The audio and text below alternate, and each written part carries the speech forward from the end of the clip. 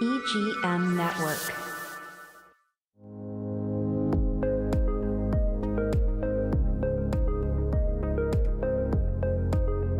Welcome to Scouted Treasure Coast, a new weekly podcast focusing on local businesses, community leaders, and nonprofit change makers shaping the face of the Treasure Coast.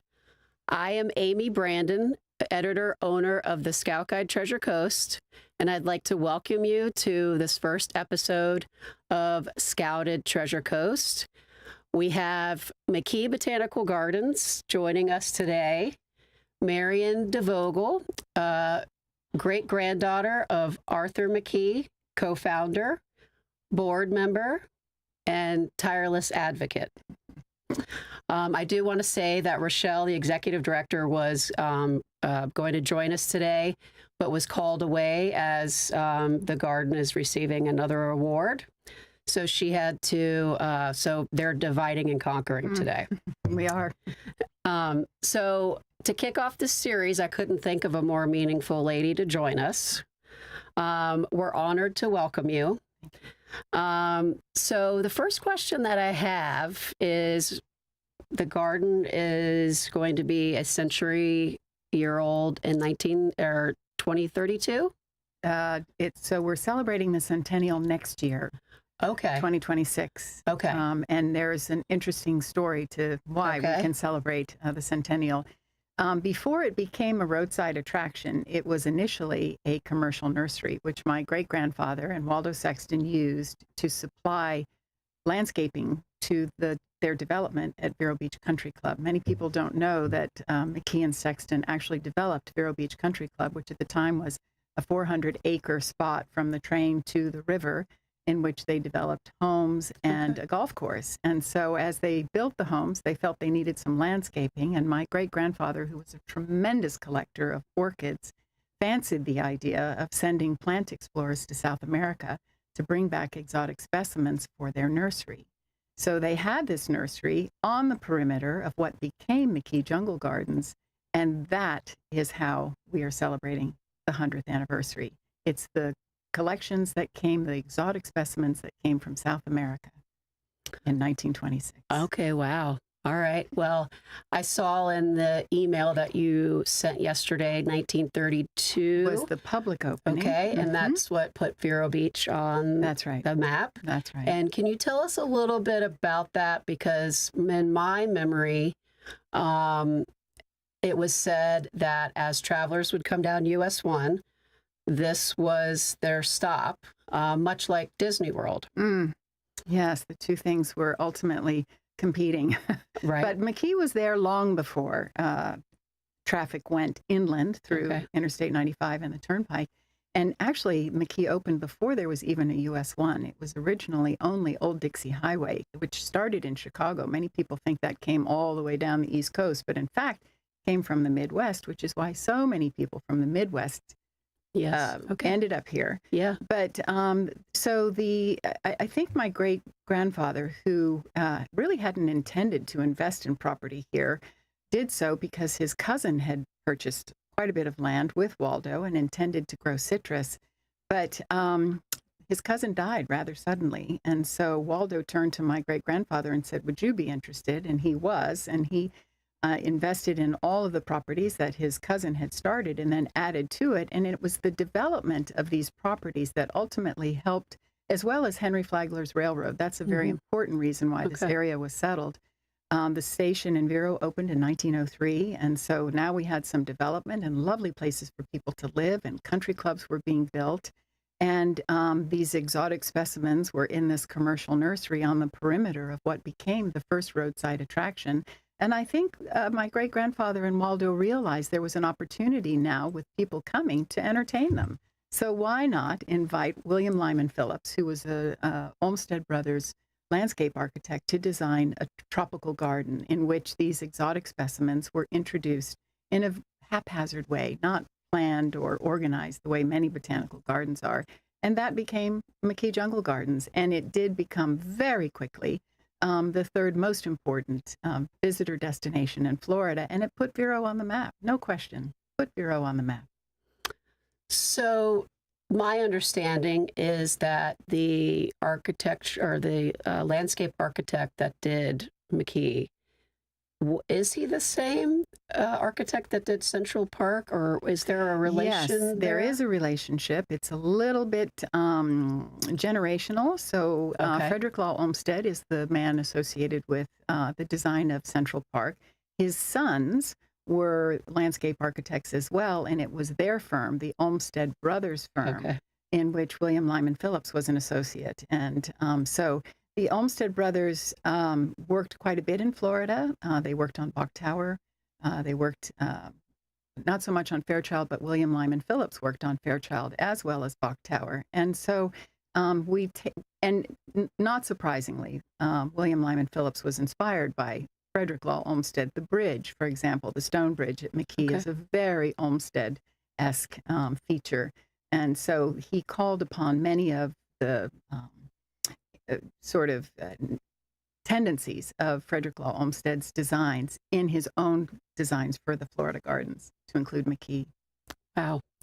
So tell me about your childhood in the gardens, and any, specific, favorite memories, maybe even smells that you may have, and, how does it translate to today? You being so active and at the garden right all the time. Well, so I was born and raised in Vero Beach, and because my father was here, co-owner and operating the gardens, and so the weekends is when my sister and I were turned loose in the garden. My father would bring us on his gripping our hands, and then just release us into this magical 80-acre place where the sensory experience was just unforgettable. It smelled beautiful. It smelled different. It smelled deep and jungly. The monkeys were often being put out when we arrived. The macaws were squawking. The peacocks were hollering. There was so much noise in the garden, which was wonderful noise, much of which has been recreated for Jungle Lights. And to be turned loose under this canopy of tangled trees was magical. And I knew the monkeys' names, and I knew the macaws' names, and there used to be dispensers of corn, and for 5 cents you could get a handful of corn and throw it up to the animals, who were basically loose. They were not in cages. Some of them were, the otters, for example, were, but the monkeys were on chains, that wires above our heads. And so they looked very natural in the garden, and they were quite animated, particularly in the morning near feeding time, and again in the afternoon. And they were a wonderful and magical addition to the garden. At the time that I was growing up there, my feeling was, isn't this how every child grows up? Don't we all come here and enjoy this magical place? And we would come on school trips. And so it didn't occur to me what an extraordinary place it was, and what an unusual visionary my great-grandfather and Waldo Sexton were. And so, but like so many people who grew up in Vero Beach, I was eager to get out. And I left to go away to school, and I thought I'd never come back, candidly. And while I was gone, my father had the difficult decision to close the garden, because Disney World had opened at this point, and I-95 and the Turnpike, as I mentioned earlier, were pulling people away from the coast.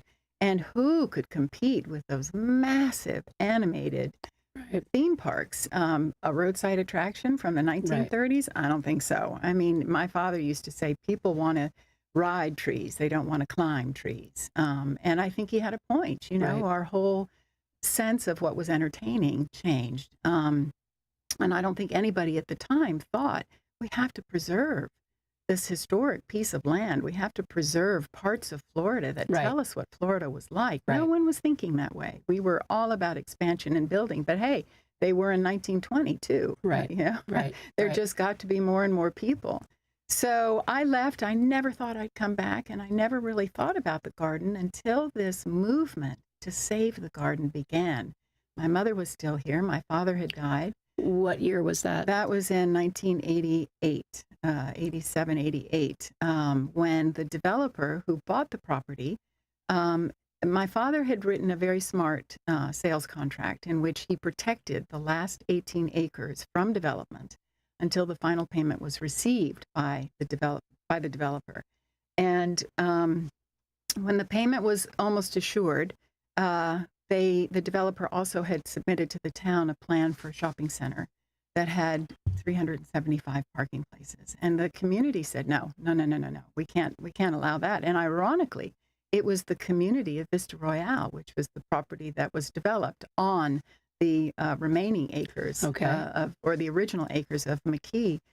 So they said, no, we don't want a shopping center. And they really were the impetus for the movement to save the garden. And so I would get reports from my mother, who was very active in that. I was in New York at the time, following my career, pursuing my career. And she would say, you just can't believe it. I mean, one hurdle after another, they kept getting over these hurdles and obstacles. And they started with a small preservation society, which ultimately became the Indian River Land Trust, which ultimately, with the help of the Trust for Public Land, they did it. They did it over many years, 6 years, I think it took them. Was that in 1996? 1996 was when it was, completed. And that would have been when the garden was named to the Florida Historic Landmark? So a very significant piece of what happened was the observation of the preeminent garden group in the United States, which is the Garden Conservancy.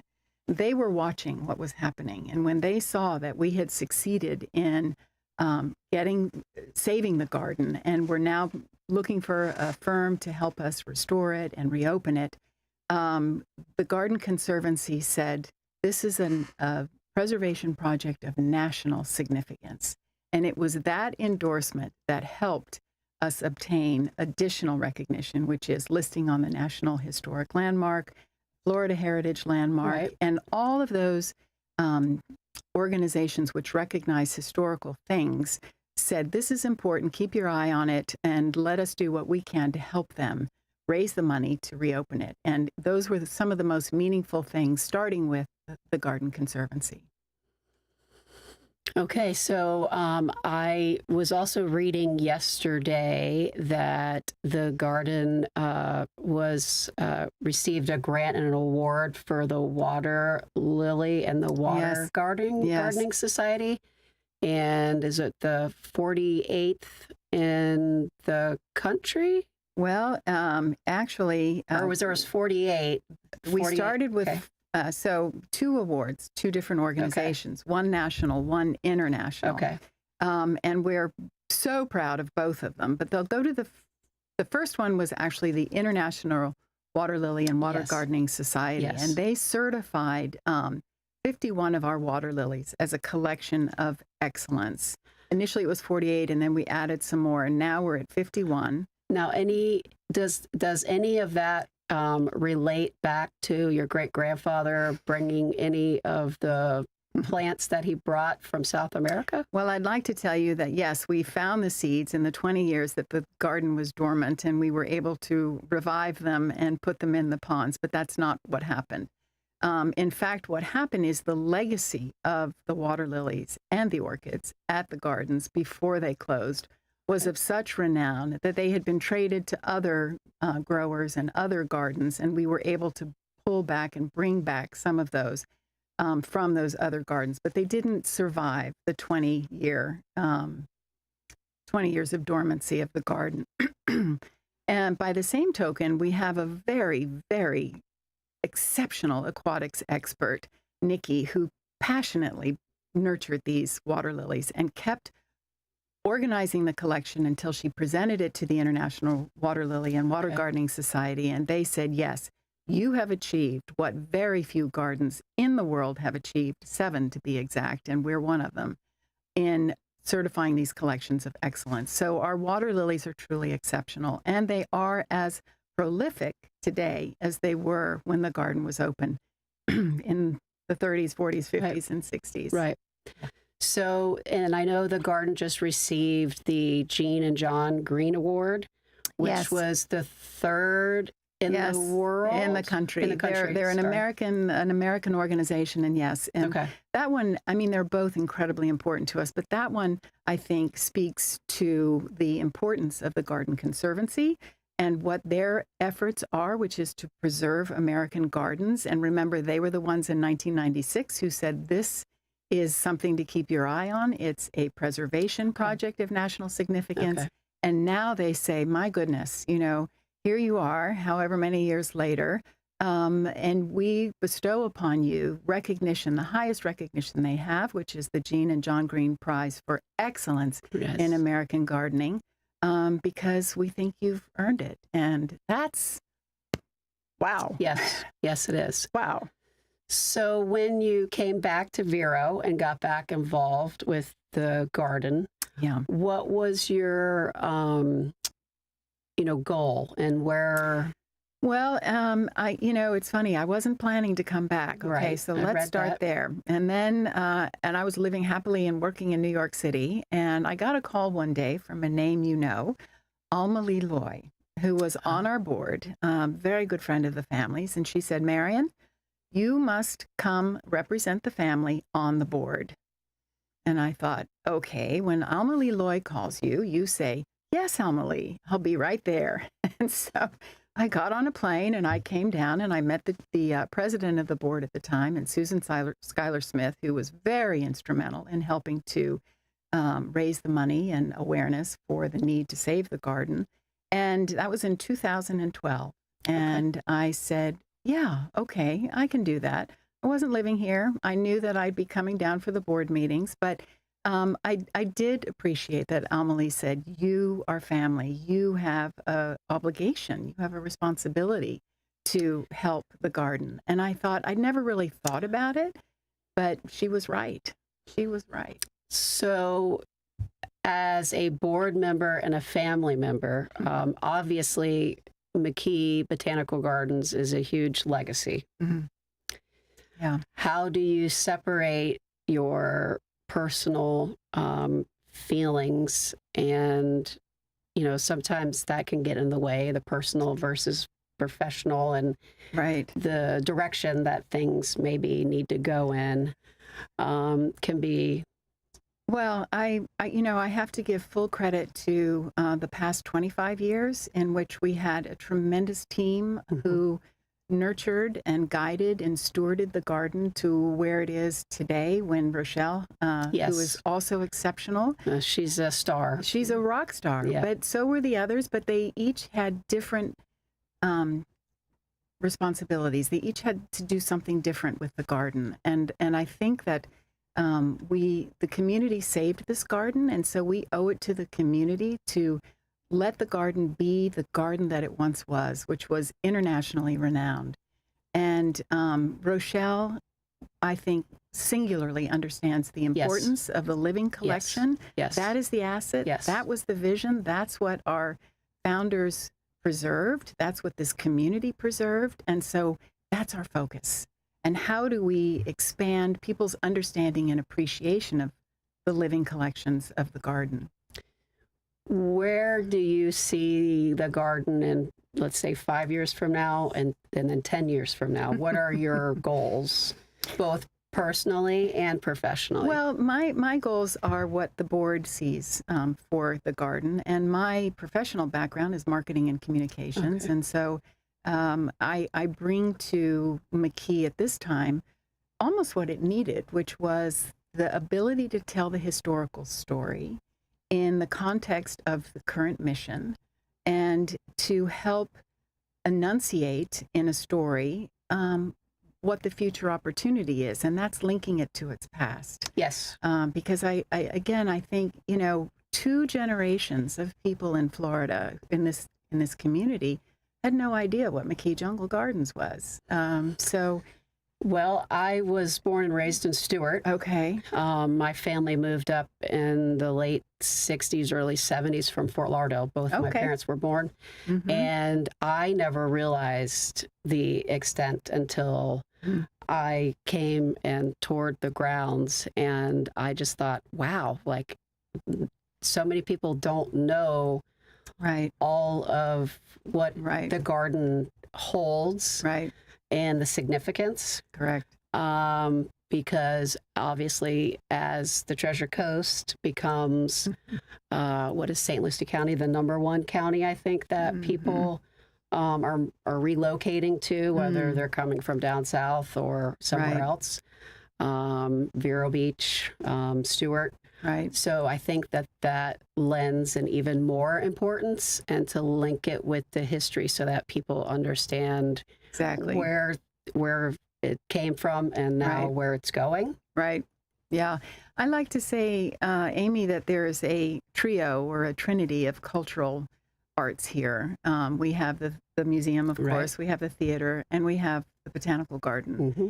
And we were first. Yes. We're the first, we're the oldest, we're the largest, and we're the only public garden. And I think for a small community like ours, Yes. to have those three behemoth forms of education and interest and enjoyment and entertainment is astonishing. We're such a lucky community to Yes. enjoy those. But we've been a little bit bashful about telling our story and a little bit quiet about the assumption everyone knows the history. I think some of that's the community, how the community as a whole is like the humbleness. Right. I think, Yes, yes, and we to are. Yeah. not boast about things. Right, right. But there is a time and a place to do that. Yes. And Yeah. certainly I think that, The centennial perhaps Yes. gives you that Yes. the platform. And Right. so we're stepping up and saying, yeah, we were here and we helped make Vero interesting and exciting and important. And we disappeared for a little bit, but we're back stronger than ever. And we are an important part of what is unique about this community. But I think the most important thing that we are is an example of what this whole place used to look like. yes. You know, That's- the native that's- jungle yes. hammock. This is Correct. what Florida looked like. Yes, and it's important that we keep that. Yes. Well, that we be mindful Yes, that progress means we have less of this. correct. And all the more reason to protect what we do have if we can. And we can and we did. And so let's celebrate that. So tell me a little bit about the history of jungle lights, because obviously you talking about your childhood and the monkeys, Yeah. running through the canopies and the macaws. Right. Is there any was there a theme there? Well, I'll tell you that as a child, I never would have run through the jungle at night, ever, never. That would have been much too frightening, way too scary.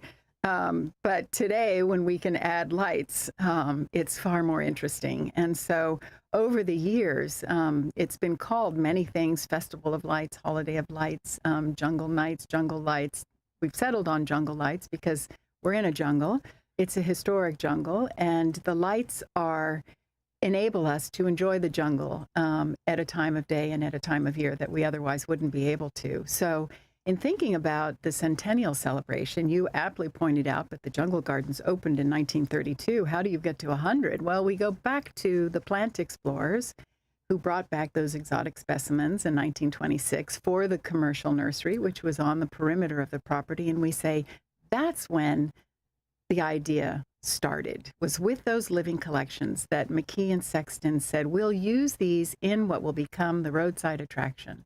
So because we are also celebrating the 25th anniversary in 2026, in order to make the 25th anniversary important, Right. we had to celebrate the 100th, right? Because why is 25 such a big deal? Well, it's a big deal if you really started 100 years ago. Yes. So all that led us to, well, now how do we tell the story that very few people know about the plant explorers and what they brought back that became the living collections of the garden? And so we had to invent Ned Whitlock, who was our AI-generated plant explorer from 1926 with a wonderful voice. And some of my friends find him terrifically handsome. I think he's in the Hall of, is it the Hall of Hall of Giants? Hall of Giants? No, he's not in the Hall of Giants, although that would certainly be a good place to put him because he's a giant. Rudolph is in the Hall of Giants right now for Okay. Jungle Lights. Okay. But he is on our website, and he is our guide. In just 56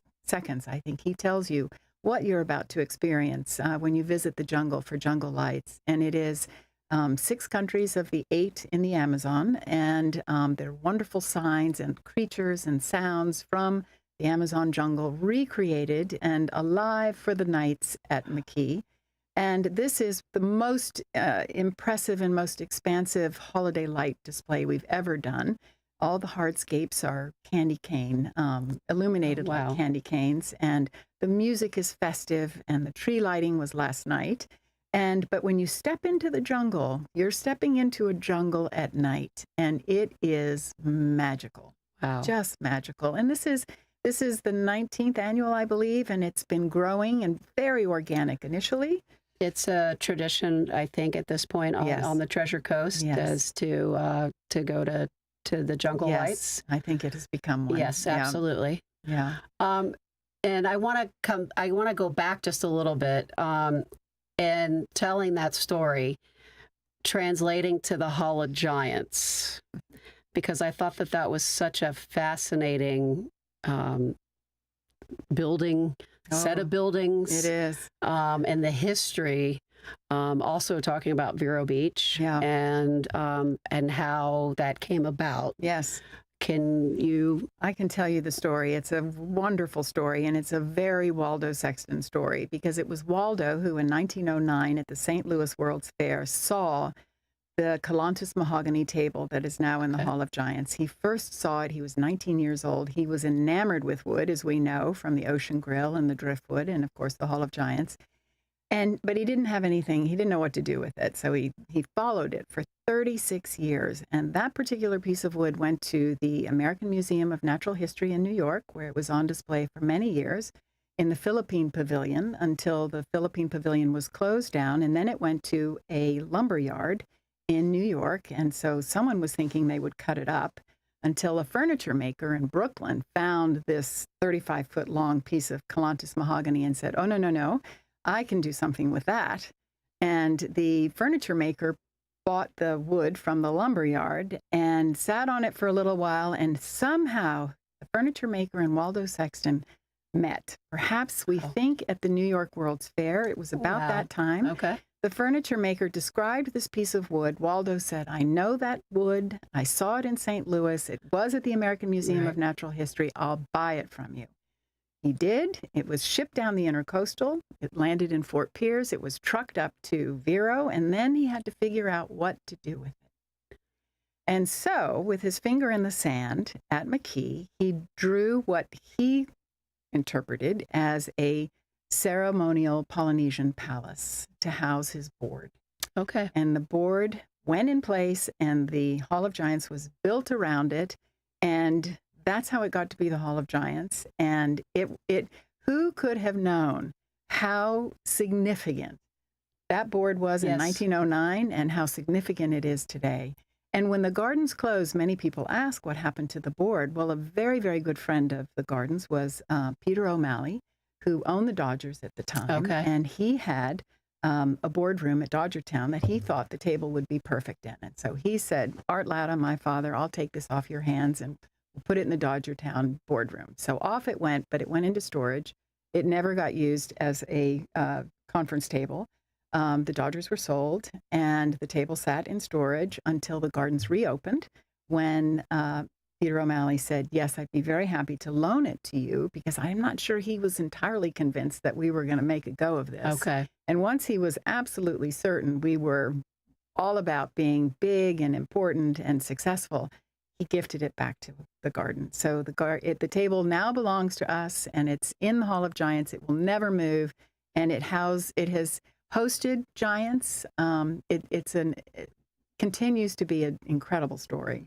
I just wanted to make sure that we got that story out, because a lot of times when you're walking by or walking in through the garden, people don't realize what that is. Mm-hmm. So they sometimes walk around it.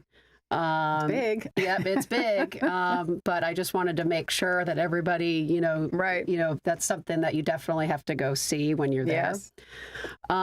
So how do you see your family continuing on with your legacy and stewardship? Right. I really do believe this is a community garden. My great-grandfather and Waldo Sexton started it, but it belongs to the community. And I want to help with the history if I can. I want to help tell the story if I can and where I can. And you perhaps know that we're working on a commemorative book that will be introduced by Rizzoli. It's being published by Rizzoli for the 25th anniversary. It's been extensively researched, beautifully photographed by Nak Min No, who is a world-renowned landscape photographer. And I think for me that I've delivered what I believe is important for the family legacy, and but others need to shape McKee today. And Rochelle, I think, is so much the right person for that. Yes, she is. Yes. And she so appreciates the living collections and the importance of nurturing them, nurturing the staff that nurtures them, finding the experts, teaching what we know about those collections and their history, not just here in Vero and at the garden, but in Florida. Right. And she is passionate about understanding what other gardens are doing nationally and internationally. So she watches our place in the broader landscape and is helping guide McKee to that place that for me is the penultimate of the family legacy, which is an internationally renowned garden. The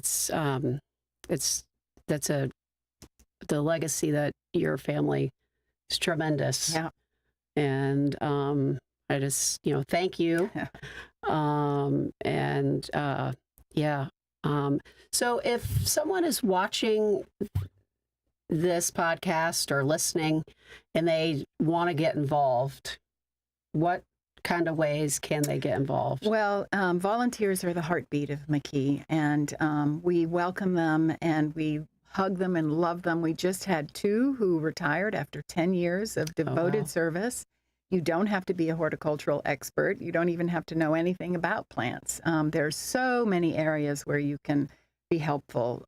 Jungle Lights, for example, is our biggest community event, and so we need the most volunteers to help guide visitors and direct visitors and keep traffic moving. But we need assistance with teaching classes. We need assistance with, excuse me, there are many, many ways that volunteers can be helpful. Sometimes we need administrative help. Sometimes we need help getting invitations out. There are lots of ways that people can be helpful. The only thing that's required, I think, is that you love McKee. Okay. Because that makes your work not seem like work. Yes. So McKee, there's a lot of opportunities in educational. Mm-hmm. One of the areas that I also think about, which was interesting because Rochelle tells the story about during COVID. Mm. So it's also a wellness. Yes. A lot of people, when they were, you were obviously quarantined. And, yes. Said to stay inside. Once things started reopening, people started coming out to the garden. Yeah. And that's what they would do. And and that was their wellness, your mental health, walking through the beautiful garden and smelling the smells. And yes, Amy, it was very fortuitous that we had completed a very major capital campaign to build the children's garden that opened in January of 2020. Wow. And the garden closed in March of 2020 because of COVID, and then reopened in May. So much sooner than many organizations were able to open. And yes, so the fact that we had the children's garden at the same time that the world was going through COVID meant that we were an oasis for outdoor activity and calm and a sense of healing. Yes. It was a very holistic experience visiting the garden at that time. Things were quieter, no trains, less traffic. It was a very quiet, beautiful experience. And yeah, I think it helped nurture a lot of people and carry a lot of people through what was a very difficult time for the world. What is your favorite part of the garden? Or do you have a favorite? Oh, it depends on the day, I think, and my mood, I suppose. Sometimes I like being deep on the historic main jungle trail. Other times I like being by the meditation pond where I can hear the water flowing. Oh, yes. Sometimes if something's in bloom, I'm drawn to the fragrance. The butterfly ginger is my all-time favorite. It stops me in my tracks whenever I whiff it. Yes, I've smelled that. It is. It's just, you're like, where is that? Where is that? Yes, yes. And as a child in the Royal Palm Grove, which of course was quite a bit longer and bigger at the time, I always fancied being married there. So today, sometimes maybe around an anniversary, I think, oh, wouldn't it have been wonderful to have been a bride here? So you didn't get married I there? didn't. It was closed. Okay. No, the garden was closed. All right. And they don't allow the, anymore. No. Well, it's, it's Mary and I, you're so fortunate to have had that. Do you have any family members that will carry on after, when you decide to retire? Or... there's 16 direct descendants living of Arthur McKee. We're dispersed all over the country. Several of them came to visit me last December, a year ago December, and hadn't been to the garden for 30 or 40 years. So that was very interesting. They have children, so those are the additional descendants. Might they have an interest? I'm not sure. I think part of the reason I love the garden is because I grew up in it. Right. I rang the bells. I played with the monkeys. I could name the workers. It was my childhood playground, and it wasn't so for my cousins. So that, I think, makes me sort of uniquely qualified to have this interest that I have. Yes. I'm also a storyteller. That was my profession, marketing and communications. So the opportunity to shape and tell the story has been so gratifying. It wakes me up at night. Oh, I forgot to mention that. Or I need to add this to a piece that we're writing. So is the garden what brought you back to Vero? I think it's fair to say it was. My husband, who's Dutch, said when we were married, for better or worse, but not one night in Florida. He wanted nothing to do with Florida. And I was okay with that because, hey, I left. I wasn't planning to come back.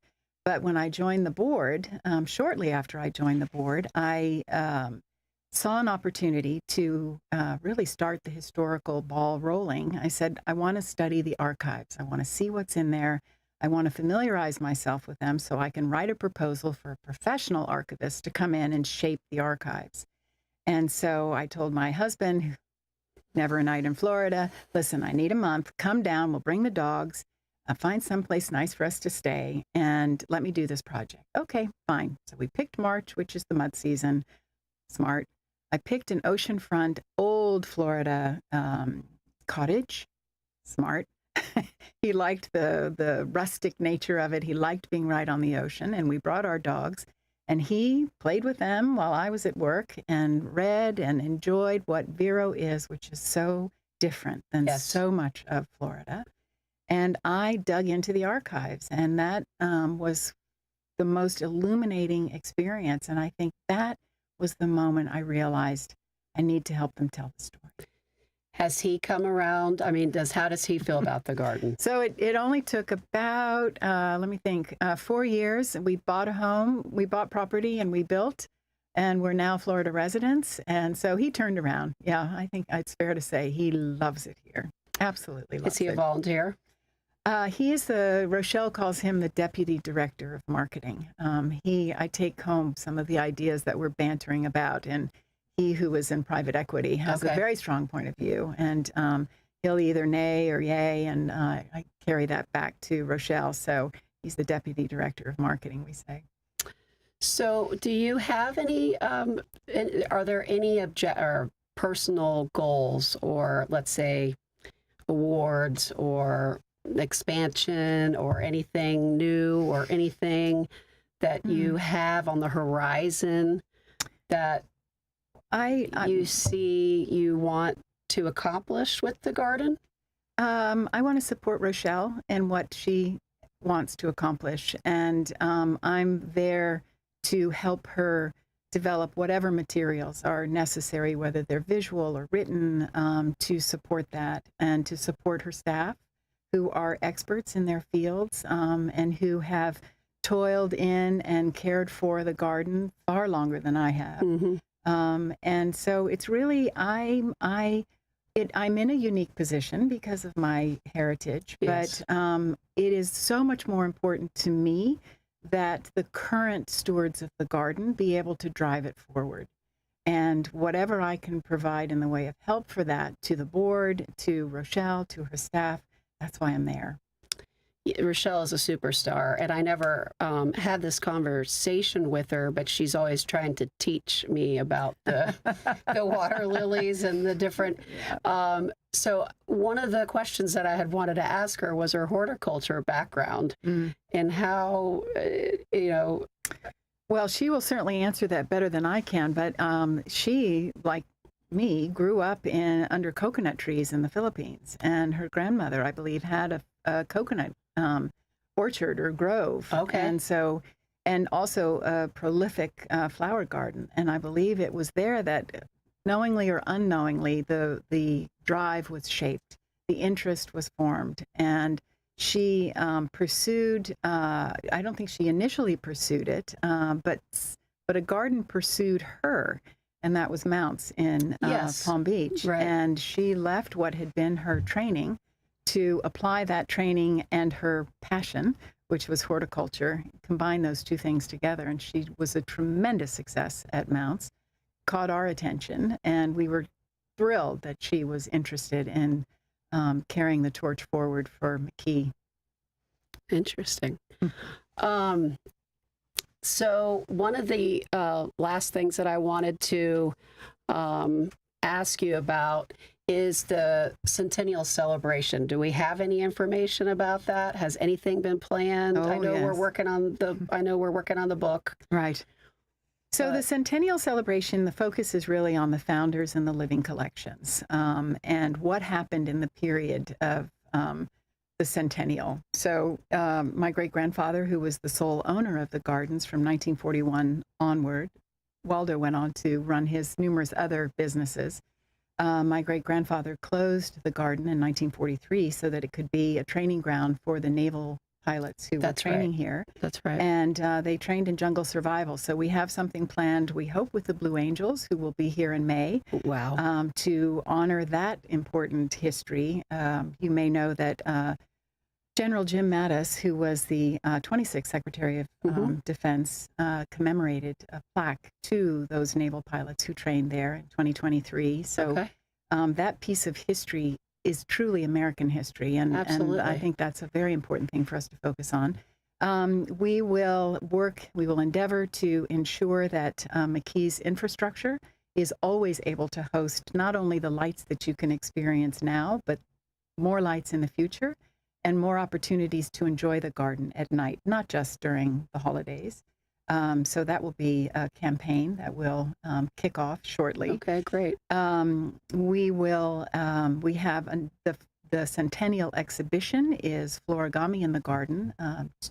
Kevin and Jennifer Box from Santa Fe, who have produced these extraordinary sculptures, some 30 feet tall as the Christmas tree that's there now, which is a kinetic sculpture, and they all celebrate pollination. So that's an important piece of the education that we'd like to impart when we're thinking about what we do in the garden for the public. We hope that we might entice Mr. O'Malley to come back from Los Angeles to be entertained on St. Patrick's Day, which is when he used to host the Dodgers St. Patrick's Day picnic. Interesting. Which was a raucous occasion, you might imagine. And we hope to entice, we had hoped that we could bring the Vero Beach Marching Band back to McKee. They perform there many times along with cheerleaders and the football team. Okay. And we had wanted to bring them back on the 29th, but they're so good that they've been pulled away. So we'll get them there on another occasion. And all this is focusing on what is partially the living collections and the history over the last 100, but setting up the 25th anniversary, which was really the celebration of the community that rescued and restored and reopened the garden. Perfect. With that said, thank you very much, Marion. And I wish, Rochelle, but like I said, it's all good things. Yes. The garden's receiving another award. I am Amy Branden, editor-owner of the Scout Guide. Thank you for joining us on today's podcast, our first podcast for Scouted Treasure Coast. If you would like to learn more information about Scouted Treasure Coast, please visit the Scout Guide online, Instagram at the Scout Guide Treasure Coast, and at the Scout Guide on Facebook. We will see you next time, and thank you for joining us.